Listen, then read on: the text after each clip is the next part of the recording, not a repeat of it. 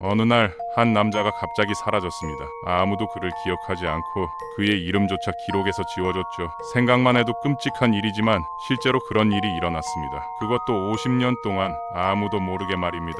지금부터 말씀드릴 이야기는 살아있는 동안 세상에서 지워진 한 남자의 실화이며 우연히 발견된 그의 숨겨진 무덤이 폭로한 충격적인 진실에 관한 것입니다. 2021년 봄 충청도의 깊은 산속에 자리했던 폐쇄된 정신병원에서 믿기 어려운 발견이 이루어졌습니다. 자원봉사자들이 청소 작업 중 벽으로 막혀있던 비밀스러운 공간을 발견했고 그 안에는 50년 가까이 아무도 모르게 방치되어 있던 인간의 유골이 있었습니다. 근처에서 발견된 기록을 통해 확인된 바에 따르면 그 사람은 1973년경 사망한 것으로 추정되었죠. 놀라운 것은 반세기 동안 단 한 명도 그를 찾지 않았다는 점입니다. 아니, 정확히 말하면 그가 살아있었다는 사실조차 아무도 기억하지 못했던 것입니다. 이 모든 일은 서해안과 인접한 충청도의 외딴 산간 지역에서 시작되었습니다. 도심에서 멀리 떨어진 울창한 숲속 언덕에는 한때 정신병원이었던 건물의 잔해가 서 있었죠.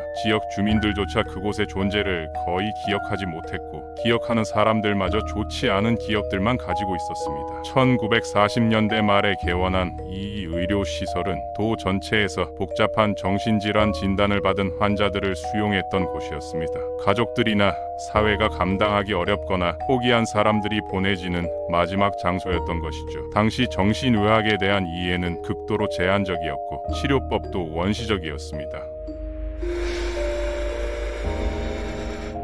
1980년 한국 정신의학계의 일련의 개혁 조치와 재정적 문제로 인해 병원은 결국 문을 닫게 되었습니다. 직원들은 모두 해고되었고 환자들은 다른 시설로 이송되었으며 건물은 시간과 자연의 무자비한 침식 아래서 점차 폐허가 되어갔죠. 40여 년이 흐른 뒤 그곳은 한국에서 흔히 볼 수 있는 폐허로 변모했습니다. 폐허 탐험이나 스릴을 추구하는 사람들 사이에서는 어느 정도 알려진 장소가 되기도 했었죠. 하지만 대부분의 방문자들은 건물의 어둡고 우울한 분위기 때문에 오래 머물지 않았습니다. 2021년 3월 어느 날 이곳에 자원봉사자 단체가 찾아왔습니다. 그들은 단순한 관광객들이 아니었습니다. 깨끗한 춘청이라고 불리는 소규모 지역 조직의 구성원들로서 이런 폐허 건물들을 정화하고 불법 침입자들이 남긴 쓰레기를 치우며 과거의 기억들을 사진으로 보존하는 활동을 하고 있었죠. 그날 참여한 인원은 총 5명이었습니다. 그들은 이미 몇 시간 동안 1층에서 작업을 진행하며 빈 병들과 오래된 신문지들을 정리하고 있었습니다. 건물 내부는 예상대로 심각한 상태였고 곳곳에 구조적 손상의 흔적들이 보였죠. 작업이 그리 순조롭게 진행되지는 않았습니다. 건물의 상태가 너무나 심각했기 때문이죠. 천장은 무너져 내렸고 창문들은 모두 깨져 있었으며 복도 곳곳에는 녹슨 의료 장비의 파편들이 흩어져 있었습니다. 대부분의 방들은 하얀 페인트가 벗겨져 흉측한 모습을 하고 있었습니다. 1층 작업을 마친 자원봉사자들은 앞으로 해야 할 일의 규모를 파악하기 위해 2층으로 올라가기로 결정했죠. 2층 역시 1층과 마찬가지로 같은 혼란과 파괴의 흔적들로 가득했습니다. 하지만 소문에 따르면 가장 중증 환자들의 병동이 있었다고 여겨지는 3층은 분위기가 달랐습니다. 그곳은 거의 텅 비어 있었습니다. 병실 대부분의 문들은 활짝 열려 있었고 그 안에는 먼지와 벽지 조각들 외에는 아무것도 남아있지 않았죠. 바로 그때 자원봉사자 중 한 명인 김태호라는 남성이 뭔가 이상한 점을 발견했습니다. 양쪽으로 병실들이 늘어선 긴 복도에서 벽 중 하나가 평평하지 않았던 것입니다. 다른 벽들이 오래되고 금이 간 페인트로 덮여있는 반면 이 부분만큼은 완전히 달라 보였습니다. 새로운 회색 시멘트로 덮여 있어서 낡은 배경과 대비되어 눈에 띄었던 것이죠. 명백히 다른 시기에 만들어진 것이었고 나머지 건축물의 스타일과도 전혀 일치하지 않았습니다. 문도 없었고 입구의 흔적조차 찾을 수 없었습니다. 그저 매끄럽지만 이질적인 벽이 있을 뿐이었습니다. 김태호는 다가가서 벽을 두드려 보았습니다. 소리가 공허했지만 견고한 콘크리트 벽 같지는 않았습니다. 분명히 그 뒤편에 무언가 공간이 있다는 것을 알 수 있었죠. 그는 다른 사람들을 불러 모았습니다. 함께 그들은 그 벽을 더욱 자세히 조사했습니다. 바닥 근처 모서리에서 시간이 흐르면서 생긴 얇은 균열을 발견했습니다. 시멘트가 건조되면서 벌어진 것 같았고 그 틈 사이로 어두운 공간이 엿보였습니다. 자원봉사자 중 한 명이 휴대폰 손전등으로 그 틈을 비춰보았지만 내부는 완전한 어둠이었습니다. 호기심이 그들을 사로잡았습니다. 그룹은 간단한 청소 도구들을 가지고 있었고 그 중에는 작은 망치도 포함되어 있었죠. 그들은 벽을 뜯어보기로 결정했습니다. 시멘트는 생각보다 쉽게 벗겨져 나왔고 큰 조각들이 되어 바닥으로 떨어졌습니다. 그 아래에서는 성급하게 쌓아 올린 것처럼 보이는 벽돌들의 층을 발견했습니다. 이것이 원래 건축의 일부가 아니라는 것은 명백했습니다. 누군가가 의도적으로 이 통로를 막은 것이었죠. 작업에는 약 1시간 정도가 소요되었습니다. 벽돌들을 하나씩 해체하여 사람이 통과할 수 있을 만큼의 구멍을 만들어냈습니다. 마지막 벽돌이 제거되자마자 어두운 계구부에서 무거운 공기가 그들을 덮쳤습니다. 썩은 냄새와 함께 형언할 수 없는 기묘한 냄새가 그들을 감쌌죠. 냄새가 조금 옅어진 후 그 장소를 발견한 김태호가 먼저 안을 들여다보기로 했습니다. 강력한 손전등을 켜고 내부를 비춰봤습니다. 구멍 저편에는 대략 2mm, 3m 정도 크기의 작은 방이 있었습니다. 창문은 전혀 없었습니다. 유일한 입구는 방금 뚫었던 곳뿐이었습니다. 내부는 완전한 어둠과 무질서 상태였죠. 안쪽 벽에는 녹슨 금속 침대 프레임이 세워져 있었습니다. 매트리스와 담요에 썩은 잔해가 바닥에 널브러져 있었고요. 그리고 침대 옆 콘크리트 바닥에서 손전등 불빛이 어둠 속에 무언가를 포착했을 때 모든 사람들이 숨을 멈췄습니다. 그것은 인간의 해골이었습니다. 오랜 시간이 지나 검게 변한 해골이 옆으로 웅크린 채 누워 있었습니다. 한때 병원 환자복이었던 천 조각들이 뼈에 붙어 있었죠. 자원봉사자들은 충격으로 얼어붙었습니다. 폐벌을 탐험하는 것은 한 가지이지만 그 안에서 시체를 발견하는 것은 완전히 다른 차원의 일이었습니다. 그들은 즉시 구멍에서 나와 경찰에 신고했습니다. 30분 후 첫 순찰차가 도착했고 이어서 충청도 경찰의 수사팀이 현장에 도착했습니다. 병원은 봉쇄되었고 자원봉사자들은 증인으로서 사정 청취를 받았습니다. 그들에게는 그날이 끝이었지만 경찰에게는 시작에 불과했습니다. 하얀 보호복을 입은 과학수사 요원들이 발견된 방에서 작업을 시작했죠. 현장 조사는 곧바로 첫 번째 결과를 가져다 주었습니다. 그 방은 확실히 외부 세계로부터 완전히 차단되어 있었습니다. 막혀있던 입구 외에는 어떤 출입구도 없었습니다. 환기구도 없었죠. 그것은 병실이 아니라 그냥 콘크리트 감옥이었습니다. 해골과 침대 잔해 외에도 수사관들은 방 구석에서 또 다른 물건을 발견했습니다. 그것은 종이 뭉치로서 정성스럽게 접혀 있고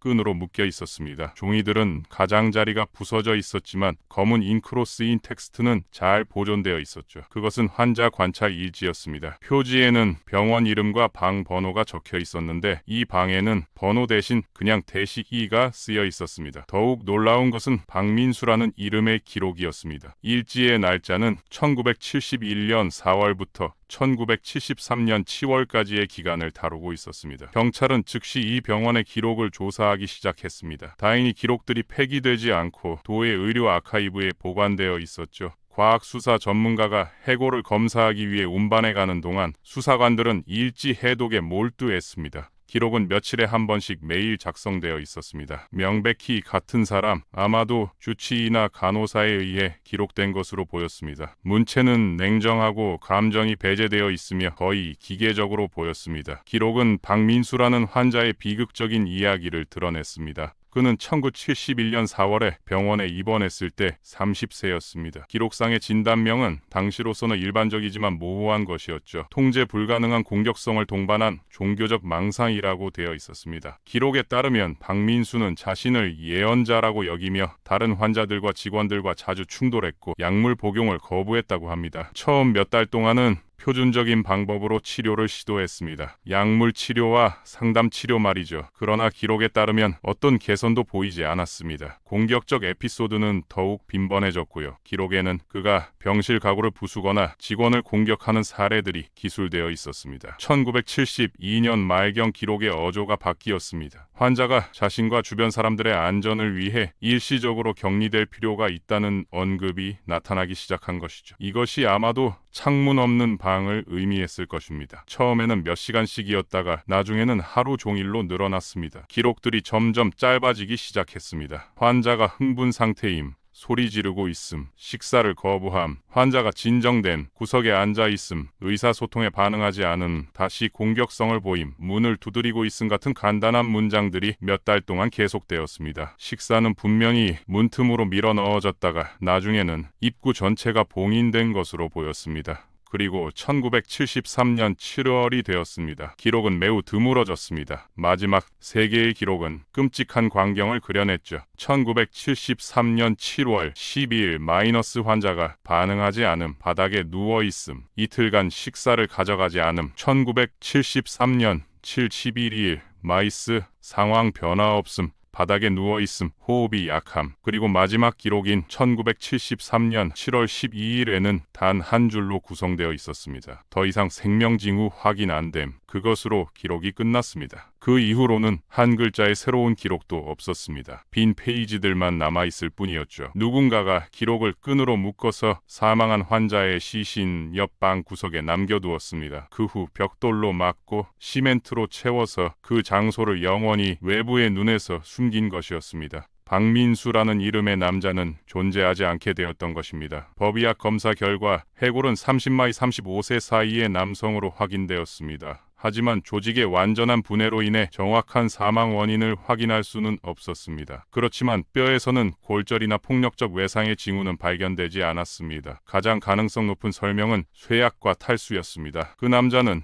밀폐된 방에서 굶주림과 갈증으로 죽어간 것이었습니다. 이제 수사당국은 핵심 문제에 직면했습니다. 누가 이런 일을 했으며 왜 그랬는가? 그리고 거의 50년 동안 아무도 이 환자를 찾지 않았다는 것은 어떻게 가능했던 것일까요? 경찰은 오래된 기록들을 파헤치기 시작했습니다. 충청도 기록보관소에서 박씨 성을 검색한 결과가 나왔습니다. 그들은 그의 개인 파일을 발견했죠. 그의 이름은 박민수였고 1941년생이었으며 출생지는 해안의 작은 어촌이었습니다. 여기서 이상한 점이 드러났습니다. 아버지란이 비어 있었던 것입니다. 어머니는 박순이로 기재되어 있었죠. 경찰은 그녀의 세부 사항을 조사했고 그녀가 1974년 아들이 병원에서 사망한 것으로 추정되는 해에 불과 1년 후에 사망했다는 것을 발견했습니다. 그녀에게는 다른 자녀나 친척이 없었습니다. 그녀가 그를 찾고 있었던 마지막 사람이었을 것입니다. 그러나 그녀가 정말로 그를 찾고 있었던 것일까요? 아니면 그가 병원에서 죽었을 때 통보를 받았던 것일까요? 아니면 그냥 그의 귀가를 기다리다가 죽었던 것일까요? 이런 질문들에 대한 답은 없었습니다. 박민수는 완전히 혼자였던 것입니다. 어머니가 죽었을 때 세상에서 그를 걱정하는 사람은 아무도 남아있지 않았습니다. 그래서 말 그대로 그의 실종은 아무도 눈치채지 못했던 것이죠. 국가등록부에서 그는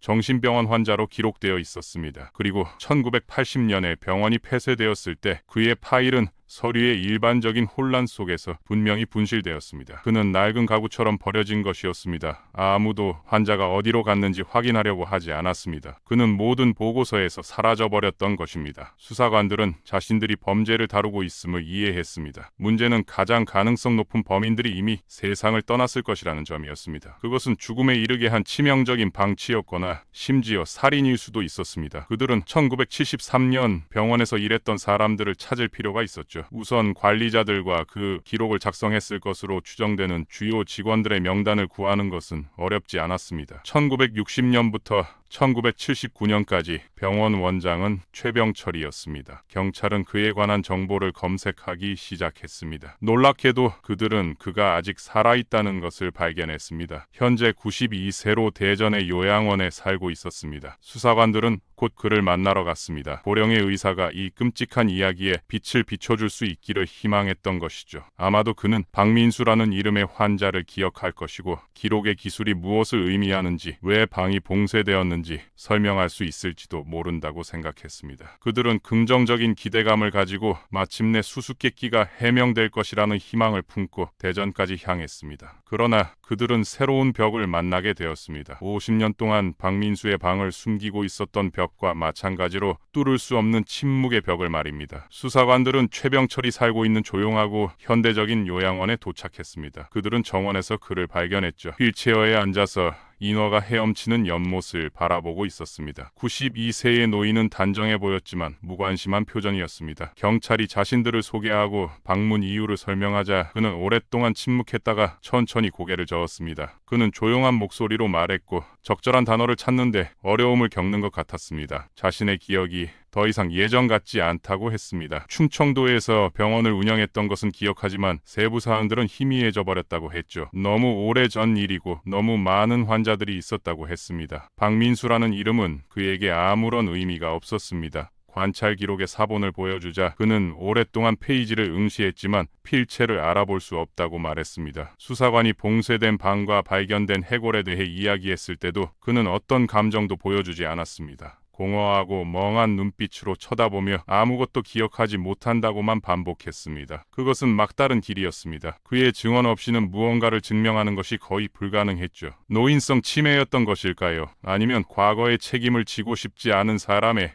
교묘한 연기였던 것일까요? 수사관들은 후자라고 직감했지만 그것을 증명할 수는 없었습니다. 그들은 아무것도 얻지 못한 채 대전을 떠났습니다. 사건은 다시 막혔습니다. 하지만 수사관들은 포기하지 않았습니다. 그들은 다른 접근법을 취하기로 결정했죠. 1973년 병원에서 일했던 다른 직원들을 찾는 일이었습니다. 힘든 작업이었습니다. 직원 명단은 있었지만 거의 50년이 지나는 동안 사람들은 전국에 흩어졌고 많은 이들이 이미 세상을 떠났습니다. 경찰은 전화번호로 연락하고 문의서를 보내며 친척들을 찾고 소셜미디어 없이도 수사를 진행했습니다. 대부분의 탐색은 실패로 돌아갔습니다. 그러나 몇 주 후 운이 그들에게 미소 지었습니다. 1970년부터 1975년까지 병원에서 일했던 전직 간호사를 찾아낸 것입니다. 그 여성은 70세가 넘었고 인근 전라도에 살고 있었습니다. 처음에 그녀는 말하는 것을 단호하게 거부했습니다. 전화해서 그녀는 그 시절과 그 장소를 기억하고 싶지 않다고 말했죠. 하지만 수사관 중 한 명인 퇴직을 앞둔 경험 많은 형사는 매우 끈질겼습니다. 그는 그녀에게 압력을 가하지 않으면서도 이것이 누군가를 처벌하기 위한 것보다는 반세기 동안 잊혀진 사람의 이름을 되찾아주는 것이라고 차근차근 설명했습니다. 그는 존엄성에 대해 이야기했고 박민수가 자신의 이야기를 들려줄 자격이 있다고 끈기 있게 설득했습니다. 그리고 그것이 통했습니다. 여성은 만나기로 동의했지만 한 가지 조건이 있었습니다. 자신의 이름이 어디에도 나오지 않을 것, 익명으로만 증언하겠다는 것이었습니다. 만남은 작은 카페에서 이루어졌습니다. 전직 간호사는 긴장한 상태였고 손이 떨리고 있었습니다. 그녀는 평생 동안 침묵을 지켜왔다고 말했습니다. 그녀에 따르면 충청도의 병원은 악몽 같은 곳이었습니다. 특히 3층은 더욱 그랬죠. 자금이 부족하고 직원은 적으며 복잡한 진단을 받은 환자들이 너무 많았다고 했습니다. 공식적인 치료법들이 종종 효과가 없는 것으로 판명되자 원장 최병철의 암묵적인 지시 아래 직원들은 자체적인 실험적 방법들을 사용하기 시작했다고 합니다. 어려운 환자들에 대한 비공식적인 징벌 시스템 전체였던 것이죠. 식사를 빼앗고 며칠간 침대에 묶어두거나 찬물을 뿌리는 일들이 있었다고 했습니다. 목표는 치료가 아니라 의지를 꺾고 억압하며 복종시키는 것이었습니다. 최병철은 그것을 피로에 의한 치료법이라고 불렀다고 했습니다. 극도의 육체적, 정신적 피로 상태에 몰아넣으면 공격성이 사라지고 치료에 순응하게 된다고 믿었던 것이죠. 물론 이 모든 것들은 불법이었고 외부의 모든 시선에서 숨겨져 있었습니다. 벽돌로 막힌 방은 이 시스템의 정점이었습니다. 그것은 침묵의 방이라고 불렸다고 했습니다. 절망적이라고 여겨지는 사람들, 표준적인 치료 방법으로는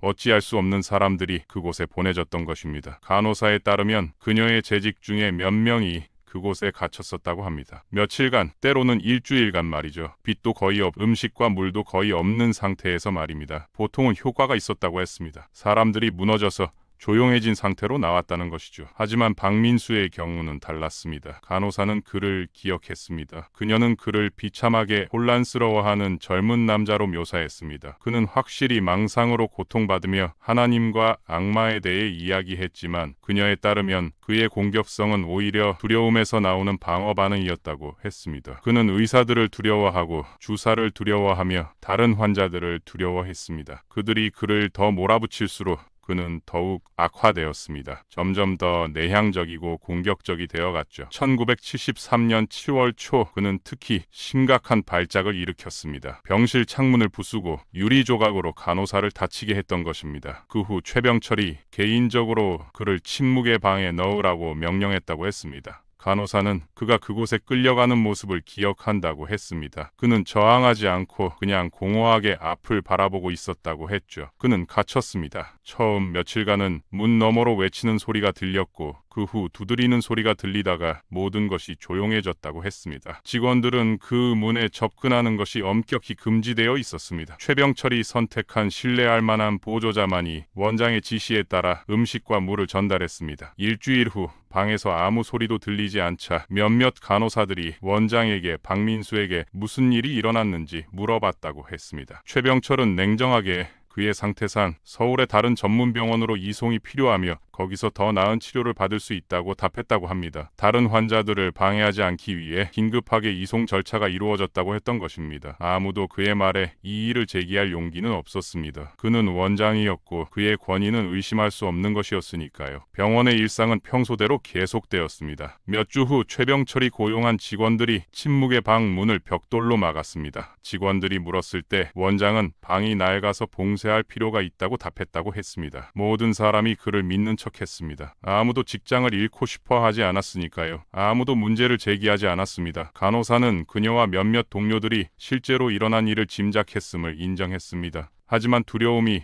양심보다 강했다고 했습니다. 그들은 침묵을 지켰습니다. 인간의 시체가 남아있다고 의심하면서도 그 벽돌로 막힌 방 옆을 매일 지나다니면서 일을 계속했던 것입니다. 그녀는 지난 수십 년간 이 죄책감이 양심을 무겁게 짓눌렀다고 말했습니다. 전직 간호사의 증언은 수사에 있어서 돌파구였습니다. 이제 경찰은 추측 이상의 것을 가지게 되었습니다. 비록 익명이지만 목격자의 증언을 확보한 것입니다. 무슨 일이 일어났는지에 대한 완전한 그림이 그려졌습니다. 박민수는 이송되지 않았습니다. 치료받지도 않았습니다. 콘크리트 감옥에 갇혀서 죽을 때까지 방치되었던 것입니다. 그것은 냉혈하고 계획적인 행위였습니다. 그의 죽음은 사고가 아니었습니다. 히포크라테스 선서를 한 남자의 명령에 의한 살인이었던 것입니다. 새로운 정보로 무장한 수사관들은 최병철을 만나기 위해 대전으로 돌아갔습니다. 이번에는 대화가 달랐습니다. 그들은 기억하는지 물어보지 않았습니다. 그들이 알아낸 것들을 그에게 말했습니다. 새롭게 밝혀진 사실들과 침묵의 방에 대해서 간호사의 증언에 대해서 이야기했습니다. 사건의 전체 시나리오를 제시했습니다. 그가 박민수를 가두라고 명령했고 직원들에게 이송에 대해 거짓말을 했으며 범죄의 흔적을 감추기 위해 문을 벽돌로 막으라고 지시했다는 경위를 말입니다. 이 모든 이야기를 듣는 동안 92세의 노인은 움직이지 않고 앉아 있었습니다. 얼굴은 무표정이었죠. 그러나 수사관이 이야기를 마쳤을 때 그의 눈에 무언가가 바뀌었습니다. 혼란이나 두려움이 아니었습니다. 과거의 권력과 오만함의 그림자였습니다. 그는 수사관을 바라보며 치매의 징후 없이 명확하고 또렷하게 한 문장을 내뱉었습니다. 당신들은 아무것도 증명할 수 없을 것입니다. 그리고 그와 함께 다시 침묵 속으로 돌아갔습니다. 노인의 뚫을 수 없는 침묵의 벽 뒤로 말입니다. 하지만 그것은 자백과 다름없었습니다. 수사관들은 자신들이 올바른 길을 가고 있다는 것을 확신했습니다. 하지만 법정에서는 추측이나 도덕적 확신으로는 충분하지 않았습니다. 그들에게는 반박할 수 없는 물리적 증거가 필요했고 그것을 확보하는 것은 매우 어려운 일이었습니다. 수개월이 지나는 동안 사건은 전국의 관심을 끌게 되었습니다. 언론은 잊혀진 환자 사건으로 부르기 시작했고 정신의료 시스템의 과거와 현재에 대한 심각한 토론이 시작되었습니다. 시민사회 단체들은 다른 병원들에서도 비슷한 사건들이 있었을 가능성을 제기했고 정부는 전국적인 조사를 실시하겠다고 발표했습니다. 박민수는 마침내 세상의 관심을 받게 되었습니다. 50년 만에 그의 이름이 신문 헤드라인을 장식했고 사람들은 그의 이야기에 충격을 받았습니다. 그는 더 이상 잊혀진 존재가 아니었습니다. 하지만 정의는 여전히 멀어 보였습니다. 최병철은 92세의 고령을 이유로